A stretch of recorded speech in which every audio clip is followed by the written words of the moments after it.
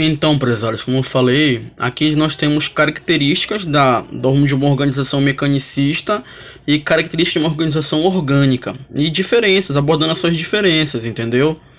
Porque é muito diferente uma organização mecanicista de uma organização orgânica. Teoria da contingência. Foquem nesse fundamento, isso vai ser muito cobrado um dia de vocês podem ter certeza, né? Essa é uma fundamentação básica que todo administrador tem que entender. Então vamos ver. Uma organização mecanicista, o ambiente dela é o que? É estável. Uma organização orgânica, o ambiente de uma organização orgânica é variável, muda, né? É dinâmico. Já numa organização mecanicista, não. O ambiente é o que? Estável, tem mais estabilidade, não tem variações, não tem tantas mudanças. Vamos ver. Numa organização mecanicista, as tarefas são subdivididas em partes separadas e específicas, certo? Tarefas são subdivididas em partes separadas e específicas. Numa organização orgânica, os funcionários contribuem para as tarefas comuns do departamento, certo? Numa organização mecanicista, as tarefas são rigidamente definidas, certo? Na mecanicista. Numa orgânica, as equipes são ajustadas e redefinidas por meio de equipes de trabalho de funcionários. Na organização mecanicista, há uma rígida hierarquia de autoridade e controle, além de muitas normas. Essa é uma das principais características de uma organização mecanicista. Rígida hierarquia de autoridade e controle, além de muitas normas. Numa organização orgânica, há menos hierarquia de autoridade e controle, além de menos normas, certo? Porque devido ao ambiente em que se encontra. Uma organização orgânica não pode ter muita hierarquia nem muitas normas, porque você está num ambiente dinâmico, de variações. Você tem que ter tomadas de decisões rápidas, ações rápidas, né, a se adaptar. Então você não pode ter muita hierarquia e nem muitas normas.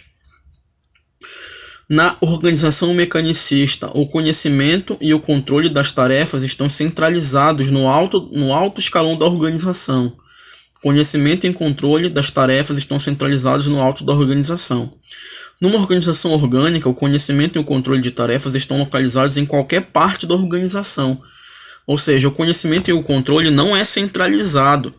Na organização mecanicista, o conhecimento e o controle das tarefas não é centralizado. Na organização orgânica, o conhecimento e o controle de tarefas não está centralizado, certo? Numa organização mecanicista, a comunicação é vertical, ou seja, de baixo para cima, certo? Ou de cima para baixo. Por isso reflete a hierarquia na pirâmide, né? De baixo para cima, de cima para baixo. A comunicação é feita assim, devido à hierarquia. Lá do topo da pirâmide, as orientações são dadas, né? Aí você vai ocorrendo as comunicações, aí vai chegar até a base da pirâmide. Na organização orgânica, a comunicação é horizontal, certo? Porque não tem tanto hierarquia, não tem tanto essas questões. A comunicação vai ser horizontal e não vertical, certo? Então, eu espero que vocês tenham entendido algumas características, né, da teoria da contingência. A teoria da contingência traz para a gente a questão da organização mecanicista, que é um ambiente que está associada a um ambiente de estabilidade, e temos os fundamentos relacionados à organização orgânica, que está vinculada, associada a um ambiente dinâmico de variações, certo? Então vamos agora estudar um pouquinho sobre a outra teoria, chamada teoria da dependência de recursos. Aqui nós temos a teoria da dependência de recursos, né? Segundo Hatch, em 1997.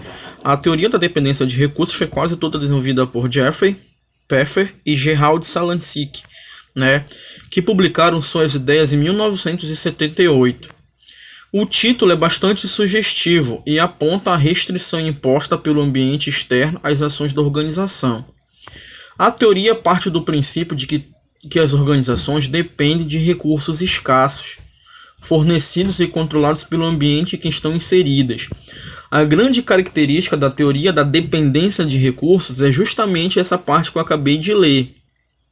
Essa teoria, ela aborda o seguinte, que as organizações elas são dependentes dos recursos, né? Dos recursos, e esses recursos são controlados e fornecidos, né, pelo ambiente onde elas estão inseridas. Vocês estão entendendo? Segundo esses teóricos, esses especialistas em administração, os recursos eles são escassos, né? Uma organização depende de recursos, é óbvio. E segundo os especialistas dessa teoria da dependência de recursos, esses recursos são escassos. E eles são fornecidos e controlados pelo ambiente em que a empresa está inserida. É por isso que existe uma dependência enorme, né, da organização com o seu ambiente.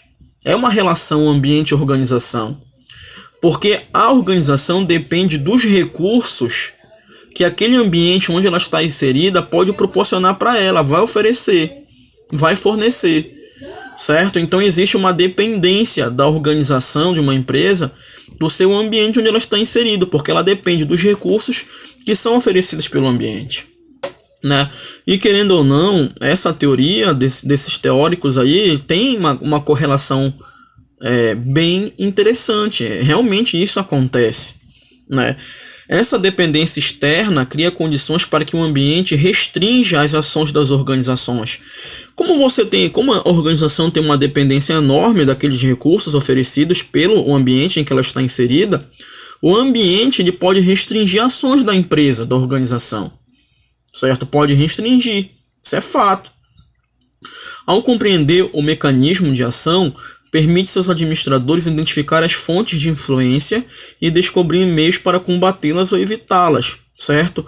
Como assim? Verificar, porque se você é dependente de certos recursos e o ambiente que te oferece, né, acaba controlando e tudo mais, você tem que entender aonde está a fonte de influência que você vai poder combater para reduzir, né, reduzir essa dependência que existe do ambiente para a empresa. Você tem que entender como você pode reduzir, né, essa influência, combater, evitar, certo?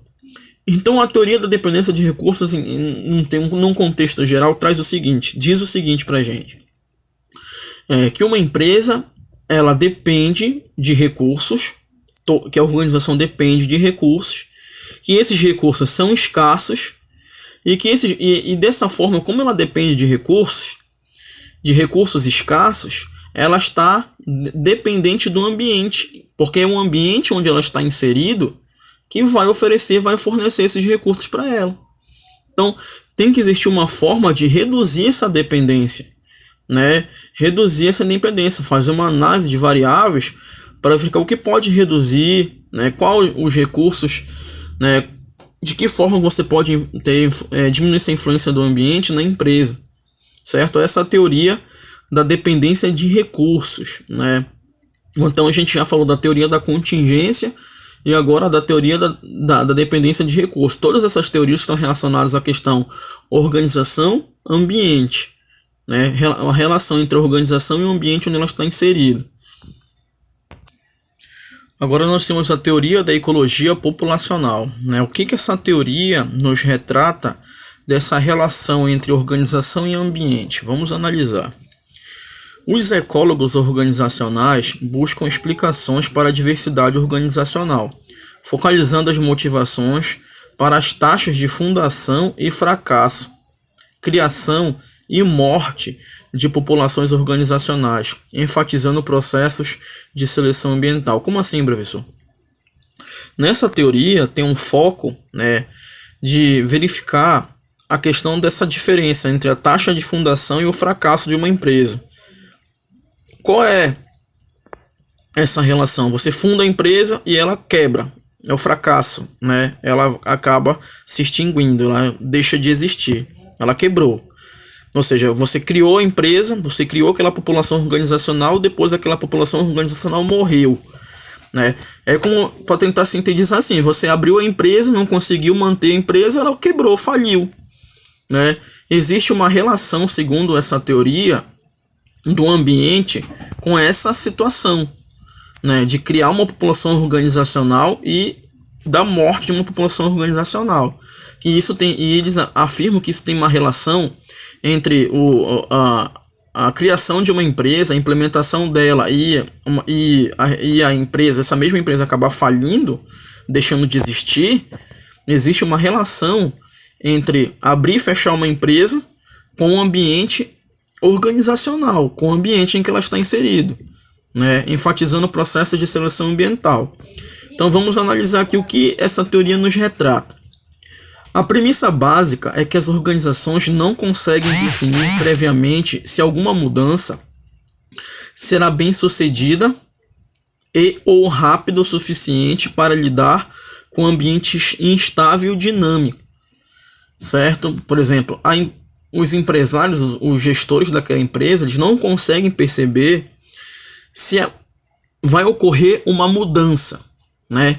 Se essa mudança que vai ocorrer, se essa mudança vai ser bem sucedida, né, num ambiente instável e dinâmico, certo? Se essa mudança vai ser rápida o suficiente para lidar com o ambiente instável e dinâmico, né? Pode ser que uma empresa não consiga se adaptar a essa mudança. Esse que é o grande problema. Então existe até uma relação dessa teoria com a teoria lá da contingência de uma organização orgânica, certo? Porque é a organização orgânica que está inserida no ambiente de variações, no ambiente dinâmico. E segundo a teoria da ecologia populacional, a organização, ela pode ser que ela não consiga se adaptar. Ela não sabe se aquela mudança vai ser bem sucedida, se ela vai ser rápida o suficiente para lidar com o ambiente instável e dinâmico. Aí o foco não é a capacidade de adaptação, que se torna uma loteria, mas a criação de novas organizações, ou seja, o desaparecimento de outras e permanência daquelas cujas estruturas já se mostravam mais adequadas ao ambiente. Ou seja, então, se a organização não consegue se adaptar, o que vai acontecer? A população organizacional vai morrer, a empresa vai quebrar, porque ela está inserida num ambiente instável e dinâmico. Aí ocorreu aquele processo de mudança, aquela mudança lá. Então, segundo essa teoria, o foco não é a capacidade de adaptação, porque essa que deveria ser o foco, era você conseguir se adaptar a essas mudanças. Eles afirmam que isso se torna até uma loteria, essa capacidade de adaptação. Aí o que vai acontecer? Vai acontecer que aquela empresa que não conseguiu se adaptar, ela vai morrer. Ela vai falir, ela vai quebrar, ela vai deixar de existir.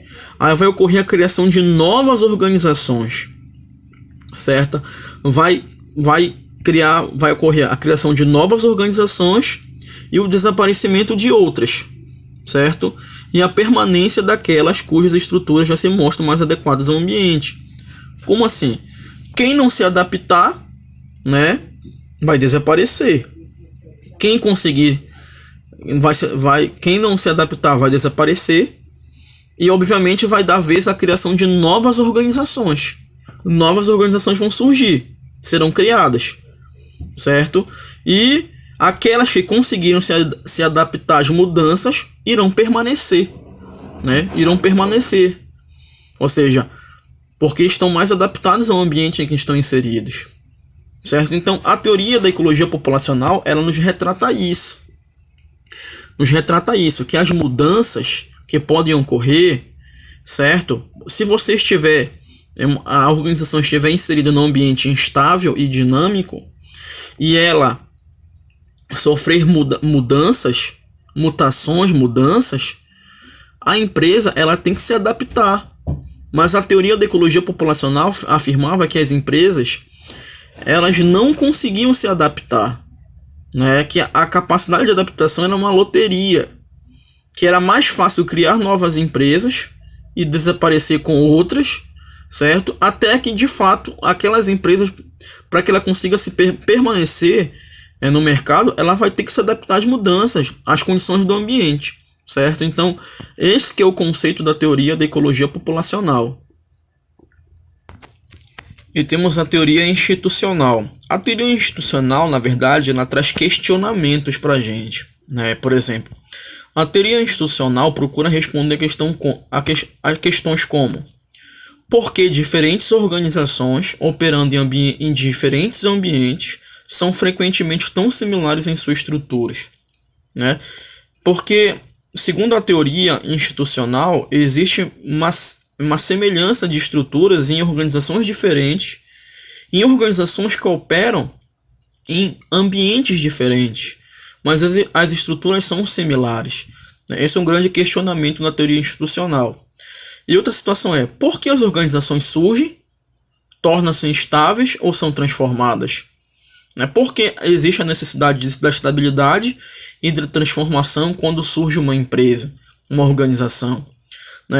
Para seus estudiosos dessa teoria, a resposta está em considerar as organizações como instituições que, segundo Scott, 1995, consistem de estruturas cognitivas, normativas e regulativas e atividades que forneçam estabilidade e sentido para o comportamento social. Certo, prezados? Então, a gente aqui, eu consegui abordar algumas teorias para vocês que estão relacionadas que abordam um relacionamento entre organização e ambiente, certo? Eu sugiro que vocês foquem na teoria da contingência. A teoria da contingência é muito importante. Dentre essas 4 teorias, a teoria da contingência é aquela que é mais cobrada para vocês em todos os âmbitos do ensino, na profissão, em processos seletivos. É muito importante. Claro que você deve fazer uma leitura de todas, mas a teoria da contingência ela tem um peso maior, certo? Então, prezados, a partir de agora, a gente vai entrar em outro fundamento. Vamos falar um pouco sobre configuração organizacional, certo? Configuração organizacional. Segundo Mintzberg em 2003, toda atividade humana organizada origina 2 exigências fundamentais e opostas. Olha, muito importante. Toda atividade humana organizada origina 2 exigências fundamentais e opostas. Primeira, a divisão do trabalho em tarefas mais simplificadas. É bom vocês anotarem esses pontos que eu coloco. É bom vocês fazerem anotações no caderno de vocês. Seria interessante. A divisão do trabalho em tarefas mais simplificadas e a coordenação dessas tarefas para a obtenção dos resultados desejados. Então, segundo esse especialista, um dos mais renomados especialistas em administração de empresas do mundo, toda atividade humana que é organizada origina 2 exigências. Quais são essas exigências fundamentais e são opostas? Que o trabalho ele seja dividido em tarefas mais simples, ou seja, a divisão do trabalho em tarefas mais simplificadas. E a partir do momento que você vai dividir, vai fazer essa divisão do trabalho, vai delimitar essas tarefas, existe a necessidade da coordenação dessas tarefas, para que a gente consiga obter os resultados, os resultados desejados, os resultados esperados, certo? A partir desse ponto de vista, o autor considera ainda que a estrutura de uma organização pode ser simplesmente definida como a soma total das maneiras pelas quais o trabalho é dividido em tarefas distintas e como é feita a coordenação entre essas tarefas. Segundo esse autor, a soma total, a estrutura de uma organização ela pode ser a soma total das maneiras pelos quais o trabalho é dividido em tarefas distintas, as tarefas, mais a coordenação das tarefas. Certo? Então vamos analisar. Então, vamos agora falar um pouco sobre a divisão do trabalho. A gente não tem que dividir o trabalho em tarefas mais simples. Isso não está vinculado a uma configuração organizacional, uma exigência fundamental, para toda atividade humana organizada, que a gente tem que dividir o trabalho em atividades mais simples. Mas vamos falar um pouco agora sobre a divisão do trabalho. Muitos ainda associam a divisão do trabalho à administração científica de Taylor ou à linha de montagem de Ford, certo? Que o Taylor é o pai da administração científica, Henry Ford é um dos percursores mais célebres da administração, que marcou o mundo com essa linha de montagem, enfim. Mas existem registros muito além anteriores a Taylor e a Ford. Talvez o mais importante e conhecido seja o de Adam Smith, que já em 1776, ou seja, há mais de 230 anos, apontava em seu célebre livro A Riqueza das Nações, a divisão do trabalho, como fator multiplicador da produção, elemento essencial para gerar uma riqueza universal que contemplasse até as classes mais baixas da população. Ou seja, a importância da divisão do trabalho. Muitos especialistas apontam que a divisão do trabalho é muito além de Taylor e Ford, que já é abordado até no livro de Smith, de Adam Smith, certo? É importante que a gente faça essa associação histórica da divisão do trabalho. O Adam Smith, ele inicia sua célebre obra A Riqueza das Nações, apresentando o conceito de divisão do trabalho, o maior aprimoramento das forças produtivas do trabalho e a maior parte da habilidade, destreza e bom senso com os quais o trabalho é em toda parte dirigido e executado, parecem ter sido os resultados da divisão do trabalho. Segundo Smith, um operário não treinado nem familiarizado com as máquinas, dificilmente conseguiria fabricar um único alfinete em um dia, mas testemunhou que uma pequena manufatura que utiliza a divisão do trabalho conseguia produzir 48 mil alfinetes com seus 10 empregados, ou seja, 4.800 alfinetes por pessoa. Ou seja, a divisão do trabalho é muito importante. Isso é um pensamento, prezados, há 200 anos atrás. 200 anos atrás. Que se você elaborar a divisão do trabalho, delimitar as tarefas, dividir as tarefas, aí então ela aborda essa questão, sabe, pessoal? Essa teoria, a teoria e também aplicada por Adam Smith no seu livro, da importância da divisão do trabalho, da divisão de tarefas, certo? A divisão de tarefas, isso é muito importante, isso é aplicado até hoje, é uma exigência. E a coordenação de tarefas, porque não adianta você ter a divisão das tarefas e você não tem a coordenação das mesmas. Você tem que ter a coordenação. Se por um lado dividir o trabalho em tarefas mais elementares resulta em ganhos de produtividade pela simplificação e especialização, por outro, as pessoas passam a ter dificuldade para coordenar as ações na obtenção de resultados, por empreender as atividades mecanicamente, desprovidas de sentimento de unidade e conjunto. Cumpre-se as tarefas sem saber de sua contribuição ou consequência. Por exemplo, quando você divide as tarefas, e aquele colaborador passa a executar aquelas atividades corriqueiras e rotineiras, ele pode ser que ele não entenda para que sirva. Por exemplo, eu vou apertar um parafuso, eu vou acoplar uma peça aqui. Mas por que eu tenho que apertar esse parafuso? Por que eu tenho que executar tal tarefa? Qual a importância? Qual é a contribuição? Qual é a consequência? Isso é um problema, certo? Isso é algo que foi pensado desde a época de Ford, de Taylor, certo? Então você tem a divisão de tarefas, mas você tem a coordenação de tarefas, certo? Mintzberg, em 2003, propõe mecanismos básicos para se efetuar a coordenação das tarefas a serem executadas: o ajustamento mútuo, a supervisão direta, a padronização de processos, de saídas e de habilidades e conhecimentos, certo? A gente vai verificar quais são esses mecanismos para você elaborar uma coordenação de tarefas, mas isso vai ser um assunto para a nossa próxima aula, certo? Por enquanto, a gente vai encerrar por aqui. Se você já quiser fazer uma leitura sobre esses mecanismos que estão ligados a uma coordenação de tarefas, você pode ficar à vontade, certo? Mas esse diálogo vai ficar para uma próxima aula. Espero que vocês tenham entendido, espero que vocês tenham feito suas anotações, deem atenção a tudo isso que foi dito. Eu vou enviar esse material aqui, eu vou enviar esse material para o grupo de vocês com as minhas marcações e aguardo se tiver alguma dúvida é só entrar em contato, tá bom? Fiquem com Deus e até a próxima.